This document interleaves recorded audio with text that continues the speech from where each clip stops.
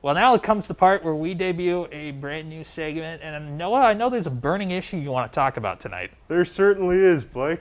Well, believe it or not, the National Hockey League is still one of the big four American sports.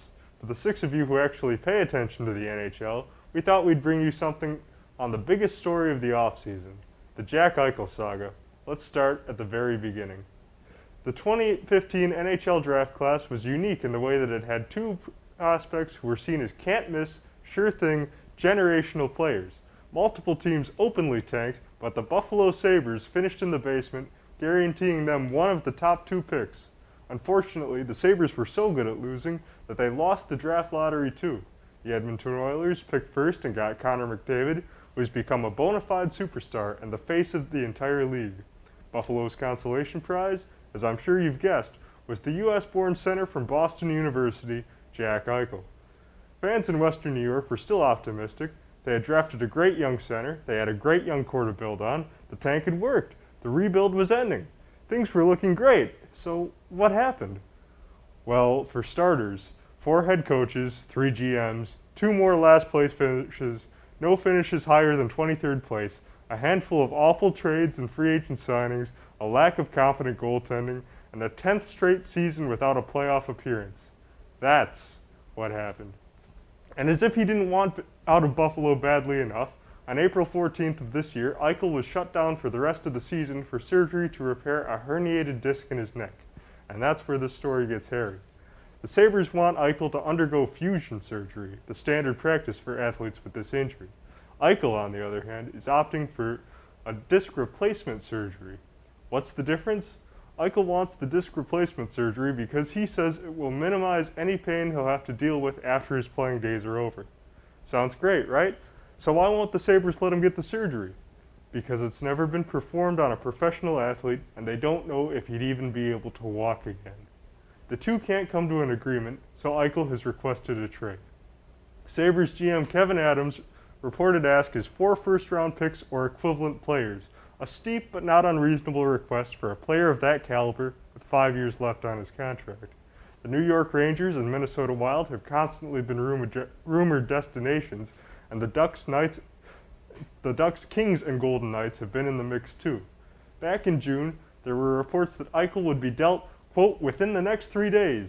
Then it was at the draft. Then it was after free agency had died down. Then it was any day now.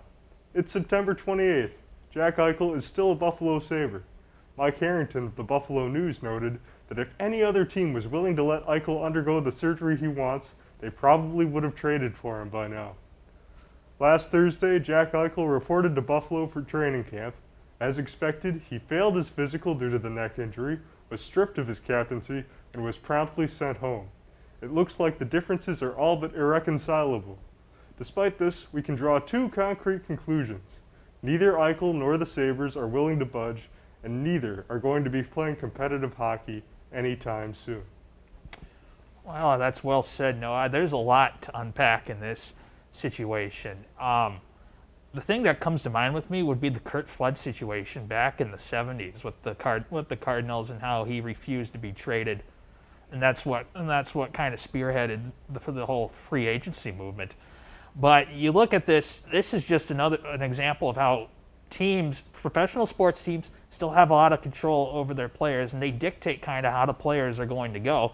It's not right. This isn't ethical by any means. You should allow your player to do whatever you want in terms of, getting themselves, healthy. It's not just like the next couple seasons. You're talking 20, 30 years down the line, which is what Eichel is talking about when he wants to get the disc replacement surgery. I mean, I just don't see why the Sabres are putting up a big stick about this. Well, Blake, it's for the same reason that teams don't allow their players in any league, in any sport, to go skydiving when they're under contract or to go run with the Bulls in Pamplona. These are things, these players are huge investments for these clubs, and you don't want these players doing anything reckless that can hinder their ability to play. It's just, and it's not like, it's not like they're forcing them to. It's just language in the contract. They're trying to cover their behinds, so to speak. Yeah, but at the same token, So token, I mean, hockey players, even though yes, there's been inroads with the hockey contracts, with the collective bargaining agreements, they're still underpaid in comparison to the remaining of the four big North American sports.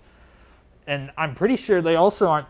Pretty sure they also aren't as compensated as they are. I mean, Gary Bettman runs a tight ship that the NFL and the NBA and the MLB don't allow. It's just it's not right. The big thing is, I mean, Eichel has got to have some leverage here in this situation because it's his choice. It's his body, his choice. I know this argument's used many times before in many different contexts. But I mean, you got to factor this into this decision that Buffalo's not allowing him to play. Well, neither one looks like they're going to budge either anytime soon, and Eichel seems more than willing to wait 5 years or even retire if that's what it takes. Well, it looks like we might be having another NHL lockout here in the next couple of years. We'll see.